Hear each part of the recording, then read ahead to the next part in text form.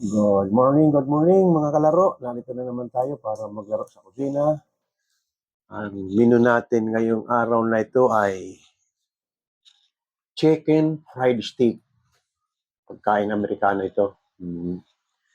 Medyo naalala ko yung madalas namin lutuin nung ako'y nasa Amerikano. Ang ginagawa namin ng chicken fried steak sa Amerikano ay ground beef. Ngayon pinalit ko naman ay ground pork, giniling na baboy. Ito meron ako 1 kilong ng baboy. Sige na. Tapos itong ating mga panangkap,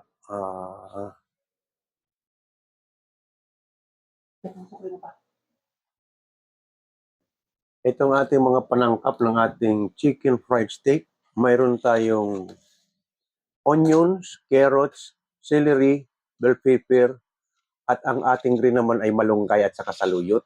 Ito para makakain na naman yung ating bulingit ng gulay kasi ayaw nga nilang kumain ng gulay. Yun ang imimix natin dito sa giniling. Ito, imimix ko siya. Yan.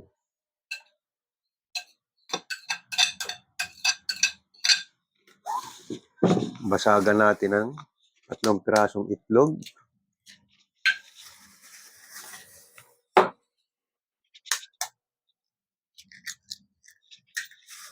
Ayan.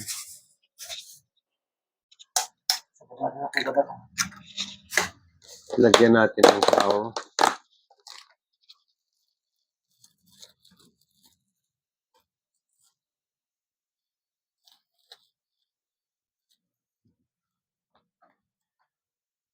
One, two, three, 4, 5 kutsara. Kasi 1 kilo yan eh.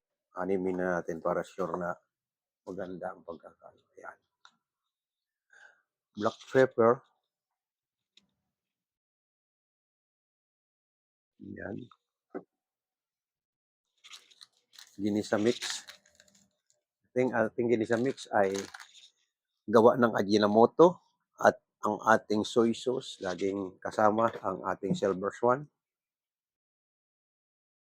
Konti lang ito, dalawa, tatlo. At papatakan natin ng liquid seasoning ng Knorr seasoning para masarap ang lasa. Yan. Pag na-mix na natin ito,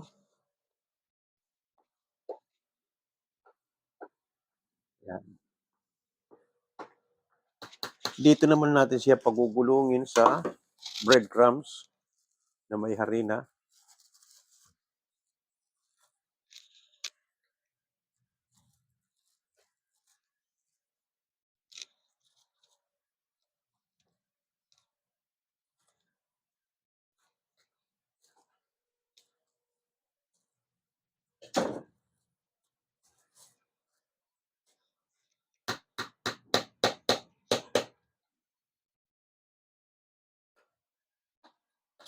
Mamaya ko na i-mix na maayos pag tapat na sa kalan. 1, 2, 3, 4, 5, 6, mga 8. Lalagyan natin ng breadcrumbs. Dito natin i-dip yan. Padadapay natin dito yan. Tapos ipiprito natin. Yan. At ito naman ang sauce natin ay gagawa tayo ng gravy mushroom sauce, onion, celery, carrots at mushroom with flavor ng pork cubes. Ayan. At lalagyan natin itong seasoning. Okay. Punta na tayo sa kusina. Okay.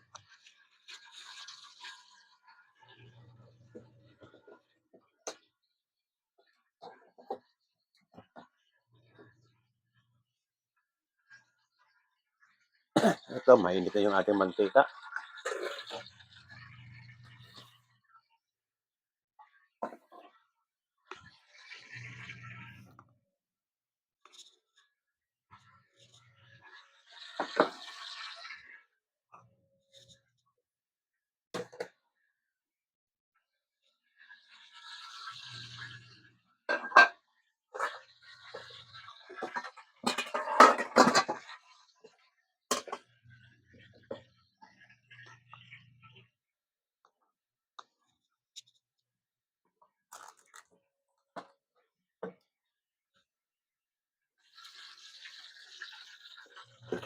Habang pinapainit natin itong mantika, imimix na natin ito. Kuha tayo ng malaki-laking spoon. Ayan. Ito, eksakto isang pato ito.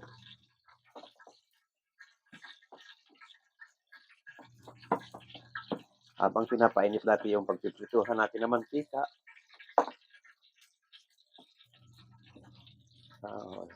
sigurado hindi makakawala sa mga chikiting natin ito. Akala nila masarap na masarap kasi giniling, hindi nila alam na may gulay. Masarap talaga sa marunong kumain ng gulay. Kailan sa hindi marunong kumain ng gulay, madadaya natin siya.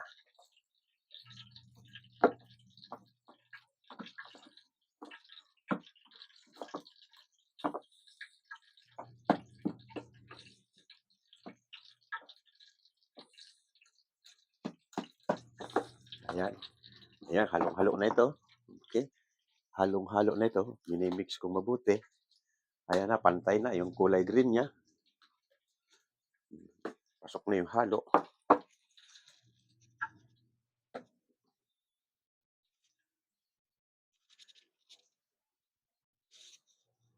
Ayan, mainit na.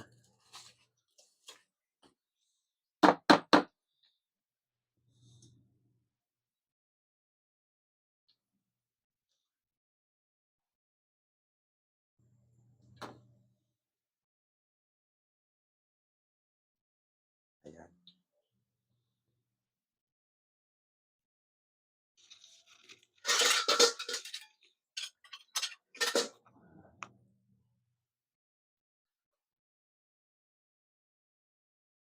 Ayan.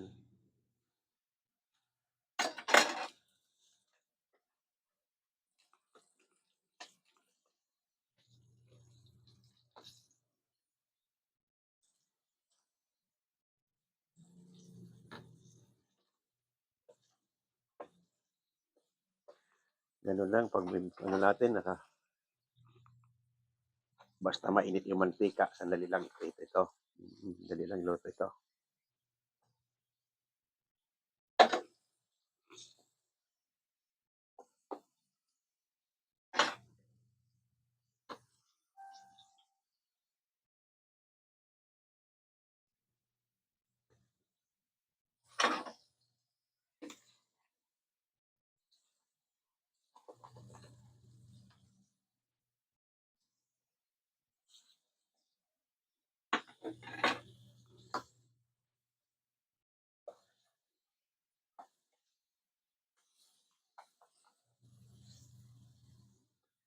Gawa lang tayong 6 servings. Tama ng 6 na servings. Dinamihan ko na ito kasi paborito nila ito ng mga kasama ko rito sa bahay. Maisipan nilang magprito, iprito na lang nila.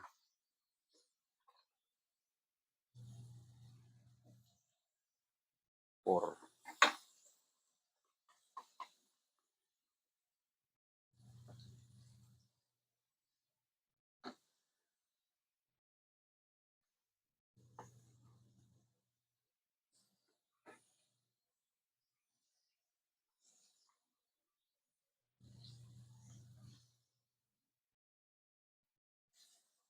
five.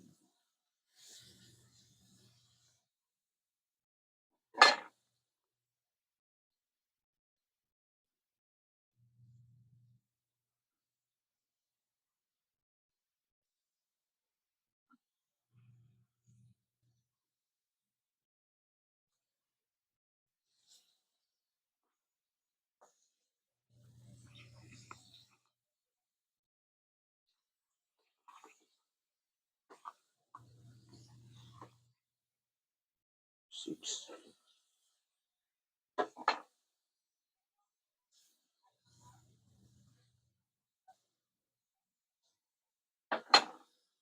Anim na, gawin pa natin dagdagan pa natin ng 2 piraso. Marami pa itong breadcrumbs na tinimpla ko.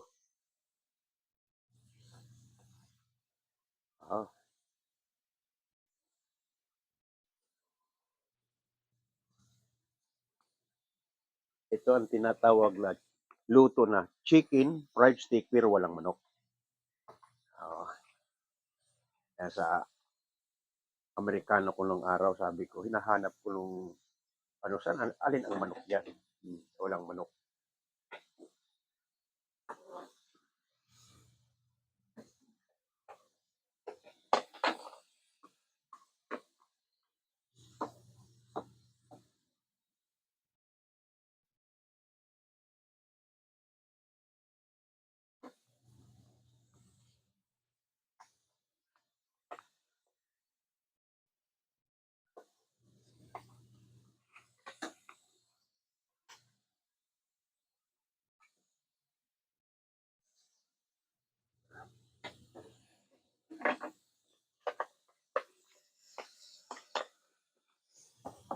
Ayan.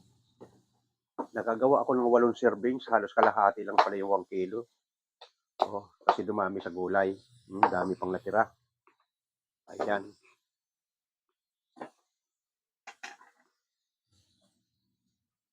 At gagawin naman natin ngayon yung gravy.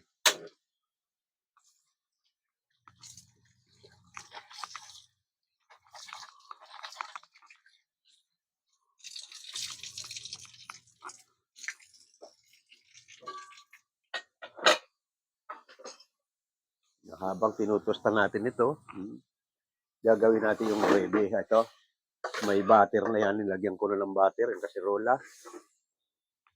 Oo. Igisa na natin ang sibuyas natin. Celery. Nagtabay ko na.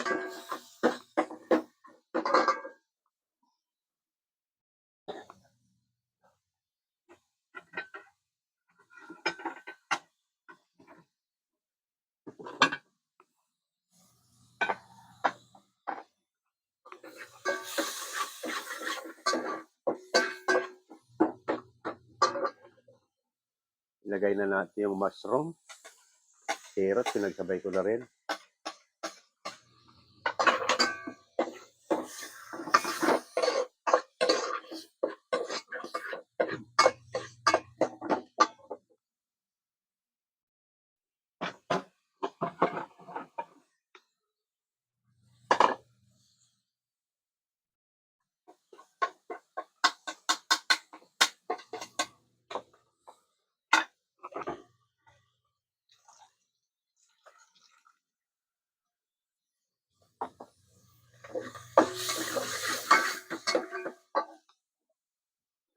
Lagyan na natin ng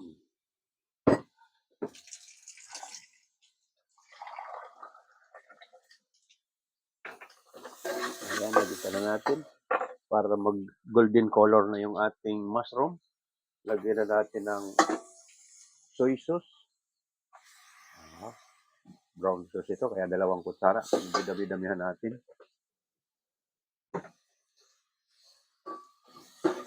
Ayan. Yan ang itsura ng ating mushroom. Walang kulay brown yung ating mushroom. Lagyan natin ng tubig. 2 glass.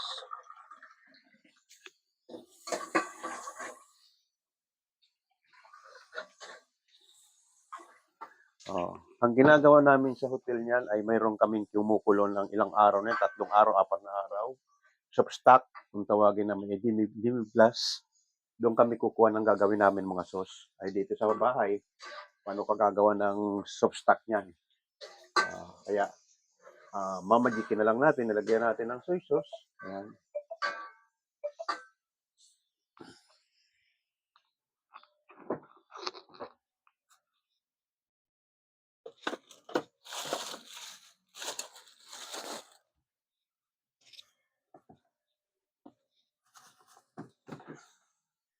Pampalinamnam pa rin, hindi pa rin na mawawala yung cream. Nisal cream, all-purpose, para mas malasa yung ating gravy.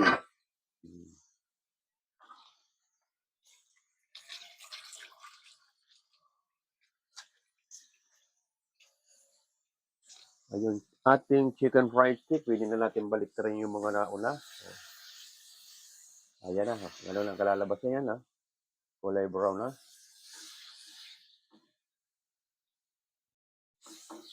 Ayan.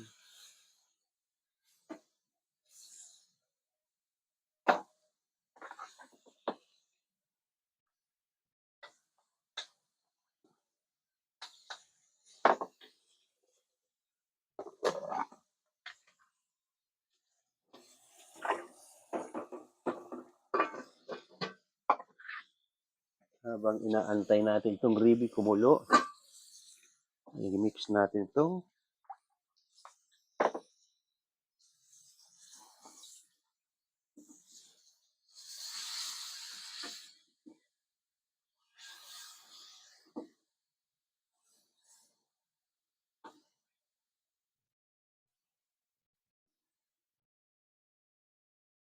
Dalawang baliktaran lang ito.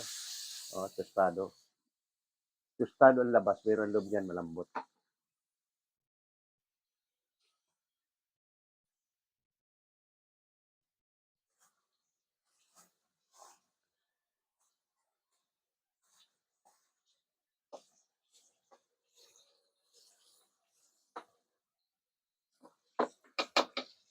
Itong ating all-purpose full cream, lagyan natin yung gravy kahit isang kutsara lang, pampalasa. Ayan. Ayan.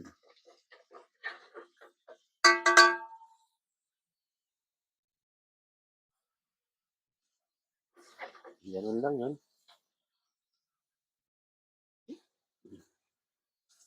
Lagyan na natin additional na black pepper.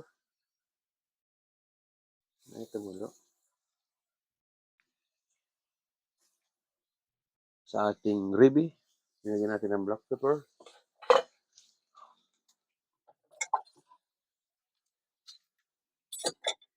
At ilagay na natin itong flavor na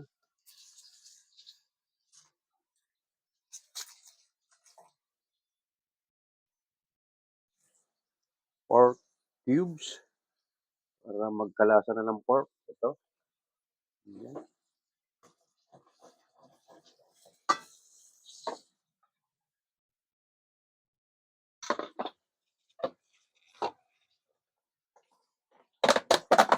Dagdagan natin ng kaunting cornstarch.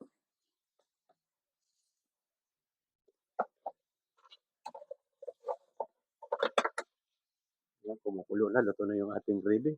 Titimplahan na lang natin.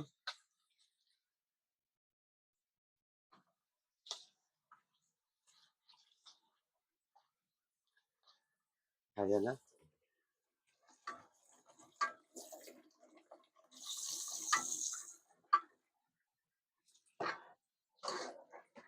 Ayan na. Okay na yung gravy natin. Malapot na yung ating gravy. At ito naman, okay na rin to.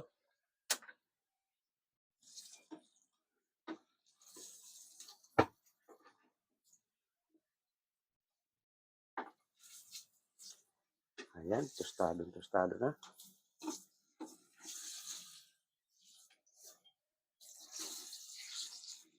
Oo. Paborito ng Amerikano ito. Chicken fried steak at pinapares namin dito ay mas potato. Mas potato ang pinapares namin.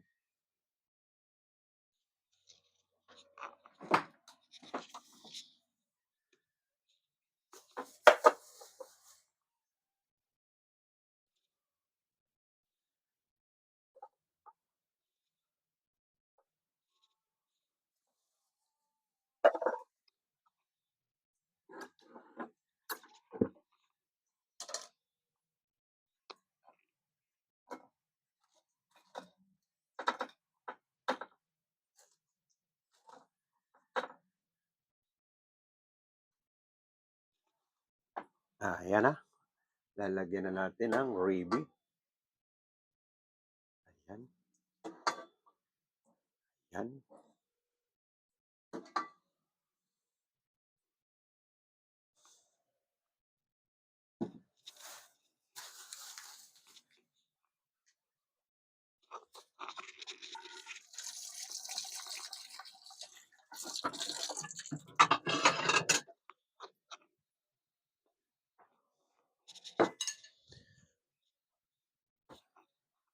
Okay. Balik na tayo sa dining.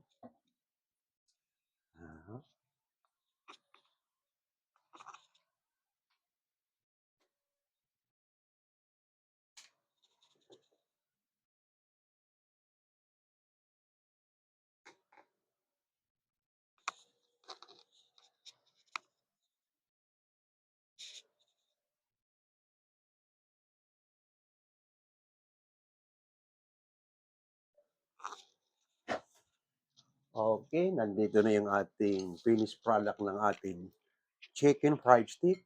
Ayan. Ayan na. Oh. Kumakalansing-kalansing panlutong.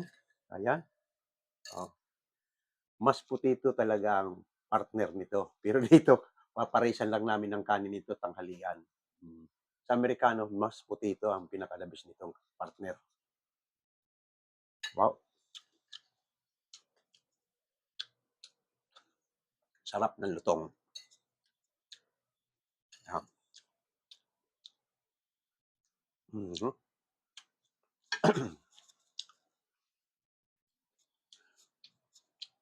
Mga tatay, mga nanay, kuya, ate, napakasimpleng luto lang itong chicken fried stick. Kuha ka lang ng giniling. Kita nyo naman, step by step, sundan nyo lang yung aking ginawa.